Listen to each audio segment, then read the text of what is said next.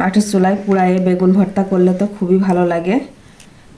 সেজন্য আমি সবসময় বেগুন যখনই ভর্তা করি না কেন আমি এইভাবে মাটির চুলাতে পুড়াই নিই। একটা ফ্লেভার আছে এই মাটির চুলায় পোড়ানোর বেগুনের, সেই ফ্লেভারটা খুবই ভালো লাগে। এই যে উপরের খোসাটা এভাবে ছিলে নিচ্ছি প্রথমে। এখানে আমি 3টা বেগুন নিয়েছি, এই যে সুন্দর করে এখন ছিলে নিলাম। এখন ভর্তাটা করব। এখানে কাঁচামরিচ নিয়েছি 2টা আর একটি কাঁচা পেঁয়াজ নিয়েছি। এটি কাঁচামরিচ আর কাঁচা পেঁয়াজ দিয়ে ভর্তা করলে বেশি ভালো লাগে আমার কাছে। এখানে লবণ দিয়ে নিলাম। এখন সুন্দর করে পেঁয়াজ, লবণ আর কাঁচামরিচ ভালো করে মাখাচ্ছি।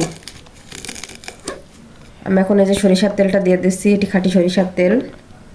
কালারটা দেখে বুঝতে পারছেন। ভাতের সাথে খেতে যা টেস্ট, এটা রুটির সাথে খেতেও খুবই টেস্ট লাগে। ভর্তাটা দিয়ে এখন ভাত দিয়ে খাবে।